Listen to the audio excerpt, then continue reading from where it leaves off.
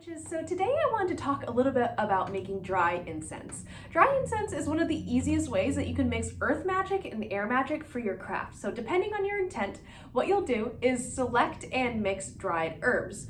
Then all you have to do is add them to a burning charcoal disc in a fire-safe bowl, and voila, incense. There are definitely other ways if you want to get resin involved, and you can make your own incense sticks or incense cones, but for this video I wanted to share like a dry incense blend with you.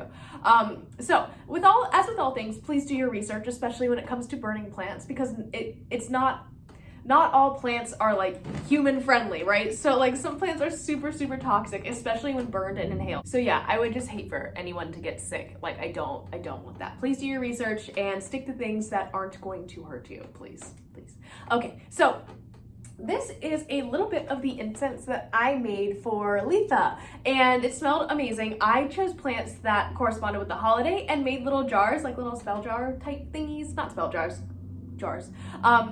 But I made them for all the participants so they could take it home because I'm just that kind of person. And I just really like tiny jars filled with dry plants. Anyways, I chose to include dandelion, calendula, again, can't say that word, roses, jasmine, and some angelica root. So I chose that last one since it's one of my favorites for protection, and it is a very protective herb. I really recommend it. But sage, which is what a lot of people use, like common sage, actually kind of like has a tendency to smell like cannabis when it's burned.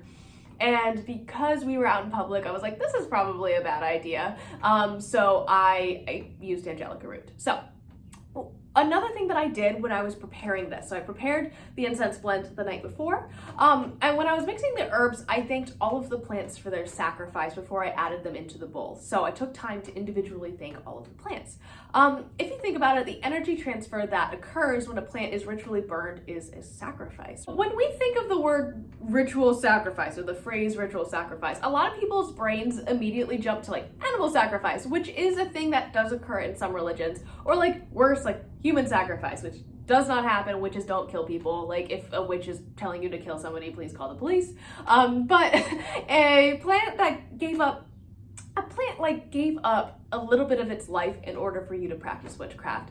And that, to me, is one of the most sacred things ever. So remember to thank your plants before you use them for your incense. The next thing that you have to do is find a fire-safe bowl, and I use a teeny tiny little cauldron that I got from my Witch Wednesdays kit. It's really cute. This is a really common thing to find in metaphysical stores. And I also have a tiny charcoal disc. So once you have all of your things that you need, your dried incense or herb blend, your fire-safe bowl, and your charcoal disc, all you're gonna do is light the charcoal disc and pour the incense on. Just be careful, charcoal does tend to spark, so once it starts doing that, that's how you know it's getting hot.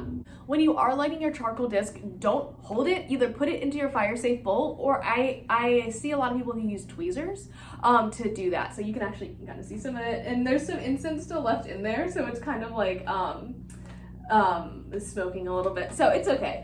But once this is all sparkly and burning properly, all I'm going to do is take my incense. This might work a little bit better if you have a bowl and a spoon, but I have a jar, so I'm going to use this. And I'm just going to pour that onto the hot charcoal. They will go onto the charcoal disc, and you can see the smoke is definitely clearing or starting to pick up.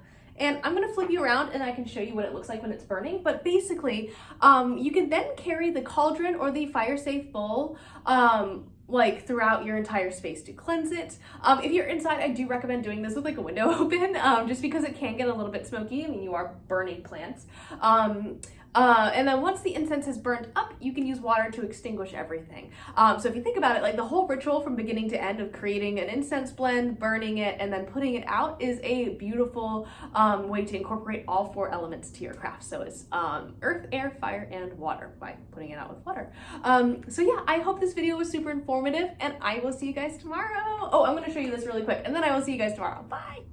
Okay, so here is the incense blend burning in my cauldron. Second incense, but you can see all the smoke, and you can kind of see where things are starting to burn a little bit. Be super duper careful, especially if you do have cast iron. It does get really hot, so you just want to be absolutely careful and always practice fire safety. That's a big thing that I preach, and it is super duper important. I don't want anybody getting hurt with witchcraft. So, yep, that's how you do a dry incense blend, guys. I'll see you all tomorrow.